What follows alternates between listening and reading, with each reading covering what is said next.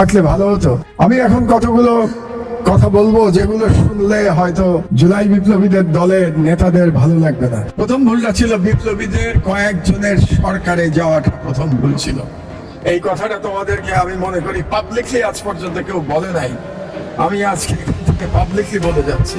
প্রথম ভুল ছিল কয়েকজনের তোমাদের সরকারে যাওয়া। বিপ্লবের কতগুলো নিয়ম আছে।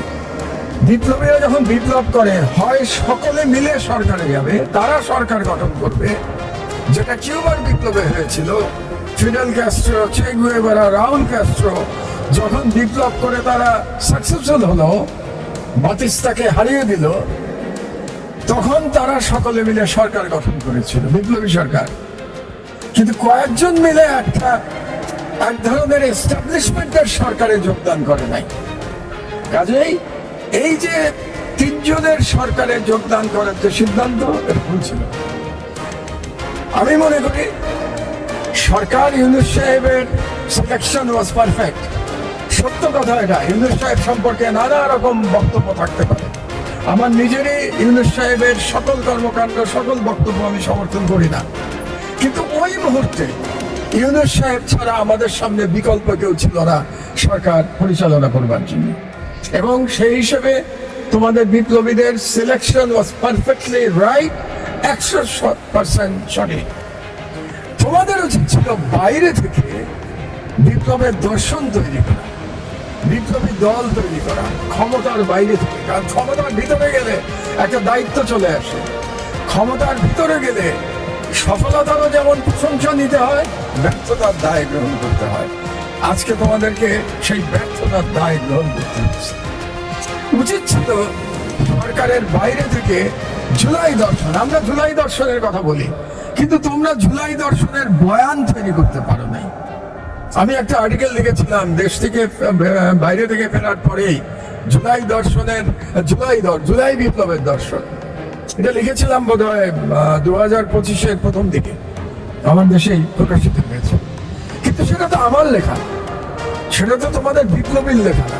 তোমাদের বিপ্লবীর তরফ থেকে একটা জুলাই বিপ্লবের দর্শন আসা উচিত ছিল।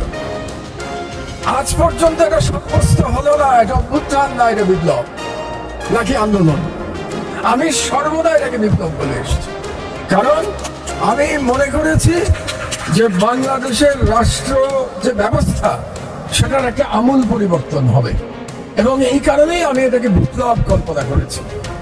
আর আন্দোলন কিংবা অভ্যুত্থান তো শুধুমাত্র সরকার পরিবর্তন। আমার দৃষ্টিতে জুলাই শুধুমাত্র সরকার পরিবর্তনের আন্দোলন ছিল। জুলাই বাংলাদেশের রাষ্ট্র ব্যবস্থা পরিবর্তনের আন্দোলন ছিল, সেটার বিপ্লব ছিল। এই জন্যে জুলাই বিপ্লব, এবং আমার নজরে বিপ্লব চলমান। আগেই একটু কথা বলেছি আমি, একদিনে বিপ্লব শেষ হয়, বহু দিন লাগে বিপ্লবের একটা ফাইনাল রূপ দেওয়ার জন্যে। কাজেই আমি শহীদ পরিবারদের বলবো, জুলাই যোদ্ধাদের বলবো, তোমরা ঐক্যবদ্ধ থাকো। তোমরা সকলে মিলে এই যে জুলাই বিপ্লবীরা বিভিন্ন বিভিন্ন নামে বিভক্ত, সবাইকে এক ছাতার তলে আসা উচিত। জুলাই বিপ্লবের ছাতার তলে প্রত্যেকের আসা উচিত। যারা যারা ছিল প্রত্যেকের আসা উচিত। পার্লামেন্টারি সিস্টেমে অবশ্যই সরকারি দল বিরোধী দল থাকবে, কিন্তু জুলাই বিপ্লবের ক্ষেত্রে সবার ইউনাইটেড থাকা উচিত ছিল।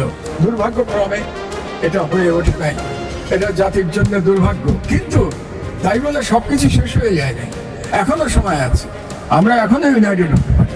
জুলাই বিপ্লবের কয়েকটা ইউনিক ব্যাপার ছিল। এক নম্বর ছিল, এটা একটা নিরস্ত্র বিপ্লব ছিল।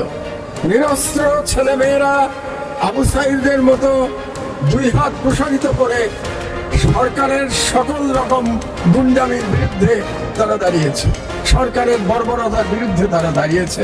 নিরস্ত্র ছেলেমেয়েরা, পৃথিবীতে এর কোনো দ্বিতীয় উদাহরণ নাই। দ্বিতীয়টা, এই বিপ্লব ঘরের বিপ্লব ছিল। ছেলেমেয়েরা নিজেরা বিপ্লব করেছে, কোনো বিদেশি শক্তি এই বিপ্লবে কোনো ভূমিকা পালন করে নাই। এবং এটা আমাদের জন্য সৌভাগ্য। আমাদের স্বাধীনতা সংগ্রামের একটা দুর্বলতা আছে, সেই দুর্বলতা হলো ভারতের থেকে আমাদেরকে সহায়তা নিতে হয়েছিল, এবং সেই দুর্বলতার কাফারা আজ পর্যন্ত আমাদেরকে দিয়ে যেতে হচ্ছে। এবং ভারতীয়রা কখনো ভোলে না যে তারা মুক্তিযুদ্ধে আমাদেরকে সহায়তা করেছিল। এই যে প্রিয়াঙ্কা গান্ধী কদিন আগে এসে বলেছে পার্লামেন্টে দাঁড়িয়ে যে আমরা পাকিস্তানকে ভাগ করে দিয়েছিলাম। তার মানে প্রিয়াঙ্কা গান্ধী এবং তার দাদির কথা বলছে, ইন্দিরা গান্ধীর কথা, যে তিনি পাকিস্তানকে দুই ভাগ করেছিলেন। অর্থাৎ আমাদের মুক্তিযুদ্ধকে তারা স্বীকার করে নেয়। তারা বলতে চায় এটা পাকিস্তান এবং ভারতের একটা লড়াই ছিল, সেই লড়াইতে ভারত জয়লাভ করেছে এবং পাকিস্তান পরাজিত হয়ে দুই ভাগ হয়ে গেছে। তো এই যে বয়ান, এটাই হচ্ছে আমাদের মুক্তিযুদ্ধের দুর্বলতা, যেটা আজ পর্যন্ত আমাদের বয়ে বেড়াতে হচ্ছে। আবারও তোমাদেরকে সালাম জানাই। এবার কোনো বিদেশি শক্তির সাহস হবে না বলে যে 24শে জুলাই অভ্যুত্থানে আমাদের ভূমিকা ছিল। এটা বলার আমেরিকাই হোক, রাশিয়াই হোক, চীন হোক, ইন্ডিয়া হোক, পাকিস্তান হোক, কেউ এটা বলতে পারবে না। সো এটা আর একটা ইউনিক দিক ছিল। আর 3 নম্বর ছিল যে এটার কোনো একক নেতৃত্ব ছিল না। তোমরা সবাই মিলে, সবাই নেতা ছিলেন, সবাই নেতা, সবাই যোদ্ধা। এই একটা ইউনিক ব্যাপার। কাজেই এই 3টে বিষয় যদি আমরা স্মরণে রাখি, তাহলে আমি নিশ্চিত এই বিপ্লব পরাজিত হতে পারে না, এই বিপ্লব ব্যর্থ হতে পারে না, এই বিপ্লব। সুতরাং আজকে বক্তব্য দীর্ঘায়িত করবো না। ইতিমধ্যে মাগরিবের আজান দিয়েছেন, নামাজ পড়ার সময়। আজকে এই অনুষ্ঠানে তোমরা আমাকে প্রধান অতিথি করেছো। প্রধান অতিথি করার কোনো কারণ নাই, এটা তোমাদের দলীয় অনুষ্ঠান। কেন আমাকে প্রধান অতিথি করলে আমি তাও জানি না। কিন্তু জুলাই যোদ্ধারা আমাকে যখনই ডাকে, যে অনুষ্ঠানেই ডাকে, আমি সাড়া দিই।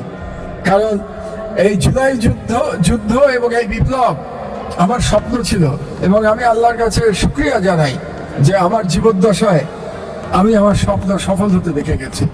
তোমরা লড়াই চালিয়ে যাও। আমরা যারা সিনিয়র সিটিজেন, আজকাল সিনিয়র বললে আবার ট্রল হয় নাকি বিভিন্ন ব্যাপারে, সিনিয়র বলাও মুশকিল। কি বলবো, আমরা যারা বুড়োরা আছি, বুড়োরা তোমাদের বাসায় আছে, এটা বলাই বোধ হয় ভালো। আর আমার কথা একটু আগে তো বলেছি, আমি আমার জীবনে আপোষ করি নাই, আপোষ করতে আমি জানি না। কাজেই যতই বয়স হোক, যতই অন্য পক্ষ যতই শক্তিশালী হোক, লড়াইয়ের ময়দানে আমাকে তোমরা সবসময় পাশে পাবে ইনশাআল্লাহ। বিপ্লব দীর্ঘজীবী হোক। আল্লাহ হাফেজ। বাংলাদেশ।